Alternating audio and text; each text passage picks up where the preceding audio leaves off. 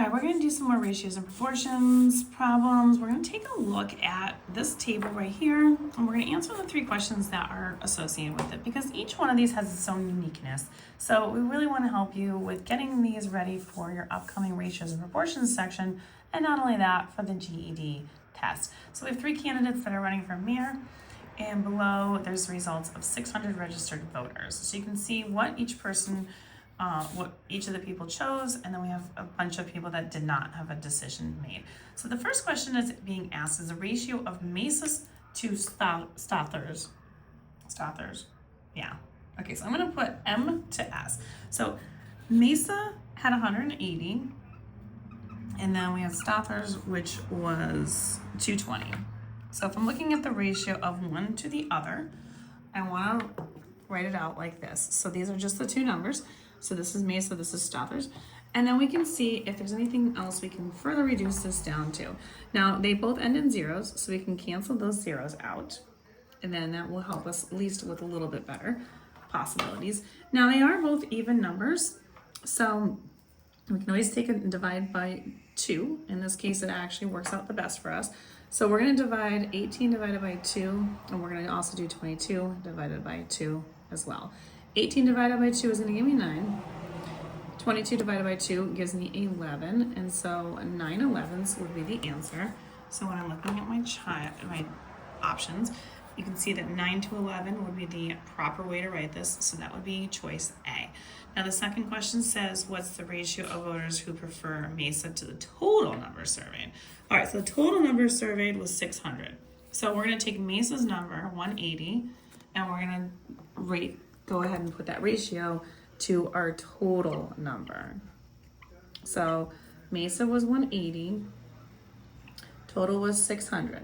Now same thing happened just like with this. They both end in 0, so I can cancel the zeros out. And now I'm looking at 18 and 60. And again, if I did try to do divided by 2, which I could do, if you're not sure how to do this, you could always divide by 2. Let's do that. Let's just see. You want to find the highest number, obviously, that goes into both of them. But let's just go with this. 18 divided by 2, we can cut that in half, we leave it with 9. And then 60 divided by 2 is going to be half of that, which is 30.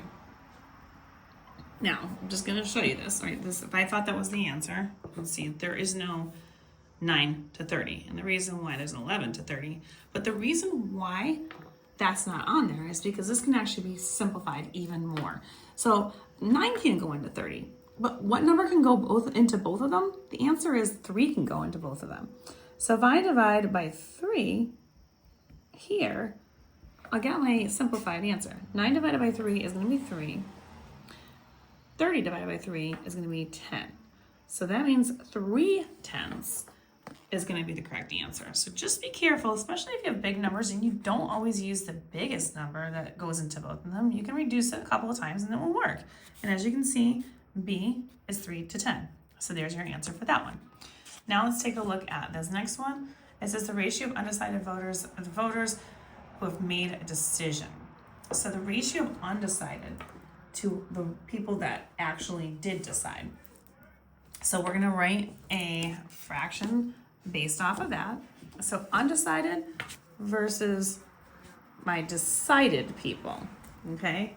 So this is going to, they made a decision. So that means that overall, if we're taking a look at that table that we had there, we had a total of, looks like 150 people that had not decided. So that is going to be that portion. Now we're going to take a look at how many actually did decide. So there was 650 total that were in favor of this or was actually surveyed. But when we're looking at how many people did actually make a decision, we want to take a look at how many people actually decided. So we add these 3 numbers up together. So it's not out of 600 like you might think.